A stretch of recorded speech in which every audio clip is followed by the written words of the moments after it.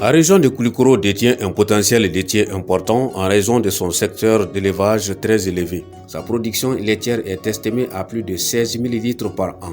Mais force est de signaler que cette quantité de lait est sous-exploitée et très médiocre en rendement à cause des difficultés commerciales et d'écoulement des produits sur le marché.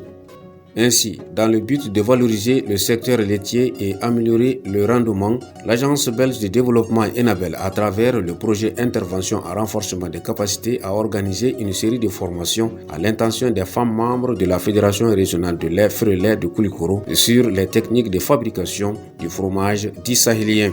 C'était du 29 au 30 septembre 2020 à Baguineda dans le cercle de Kati et du 2 au 3 octobre à Fana dans le cercle de Dioïla. La zone de Fana, de cercle de Dioïla en général, Koulikoro, Nara et même Banemba disposent de bassins laitiers importants. Il arrive que en saison de pluie, qu'il y ait des moments de surproduction de lait et on constate que ce lait n'est pas valorisé. Et à la demande de la Fédération de lait, nous finançons la présente formation afin de valoriser les sous-produits laitiers. Parmi les sous-produits laitiers, vous avez le fromage tchoukou, qui est un fromage qui peut se conserver pendant 12 mois et qui peut entrer dans l'alimentation de la famille et améliorer la qualité nutritionnelle des aliments. Vous avez un fromage qui est transformé, donc cuisiné, qui peut entrer dans les sauces, dans tout ce qui est mets, chaud, qui est également un fromage sahélien méconnu. Et tout ceci, c'est pour permettre aux productrices que vous êtes de produire ces sous-produits pour vos besoins propres, mais aussi pour les besoins du marché. Deux types de fromages étaient au menu de cette formation, notamment le wagashi et le tchoukou. Des fromages dont la technique de fabrication s'avère simple avec des astuces facilement accessibles dans la région. Le wagashi, dont la consommation est variée, se fabrique comme suit. Les matières premières, le lait, le ferment lactique, calotropis ou bien vinaigre blanc, la potasse, un peu de potasse pour la conservation et du sel. C'est tout. Le matériel aussi est disponible, c'est à leur portée. On aura besoin d'un seau avec couvercle pour éviter les poussières, les saletés. On aura besoin d'une bassine avec couvercle aussi pour recueillir le petit lait. Il nous faut une passoire, une bassine pour faire passer le petit lait.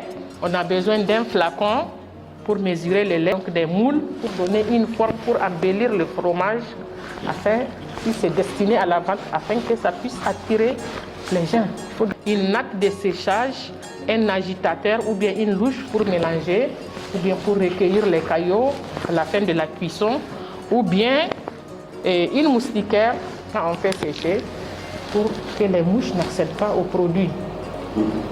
Le thermomètre, on en a besoin parce que quand on prépare, il y a des températures qu'il faut respecter. Pour la fabrication du lait, l'hygiène est très importante. On en a parlé avec les femmes. Celui qui traite le lait là, il faut qu'il soit en bonne santé, propre, avec des habits propres et qu'il utilise des récipients propres et désinfectés. Les 2 jours de formation ont été animés par des phases théoriques et des phases pratiques durant lesquelles les participantes ont été impliquées de façon participative dans différentes séances de démonstration.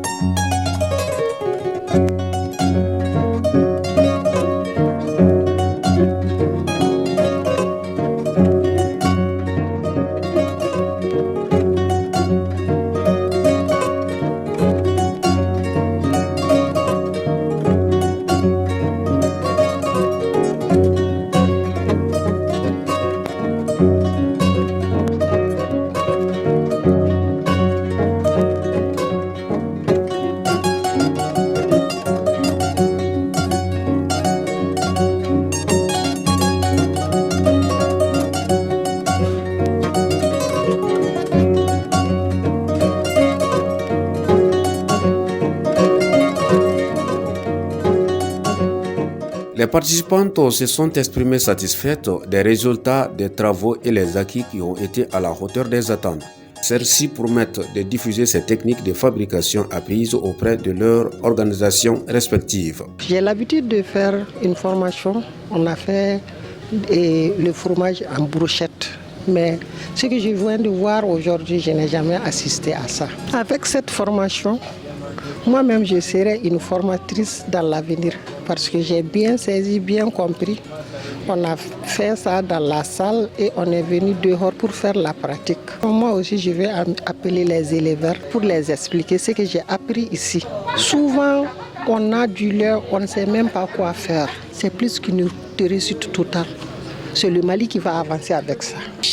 Madeliga formation foi suis nono bawo yala malika ka konni formation yi amna nafa bari sama parce que amna to chama be bon nono ka chenna amana na chaya chugo ni amase ka sanka minga ba absaka yala maka ken fen chama tanto avec fromage ko nana avec fen chama ba pra ne se ka ni nyogon ke ka yira mo la ka don ka fo tien na nafa warbe nono na mi se ka digeli kala ni wani ay famiyali caman ne ma ne kɔni sera mɛ ka muso former an bɛ baara kɛ ni ay ka chômage dabila ni formation sɔrɔli nɔnɔ tiɲɛni de dabilalen de nɔnɔ tɛ tiɲɛ mɔgɔ bolo bilen. C'est une séance de dégustation qui a mis fin aux travaux. Une séance qui a réuni les participantes, le personnel de l'hôtel et surtout un nombre important des cadres du programme Enabel qui passaient par là ce jour au bon moment. Aider les femmes à produire des fromages utiles à la nutrition de leurs enfants, de leur famille, et c'est des fromages également qui sont très bien appréciés par des adultes et pour lesquels elles doivent faire la promotion et gagner plus d'argent. Et après elle, il y a... il va venir acheter.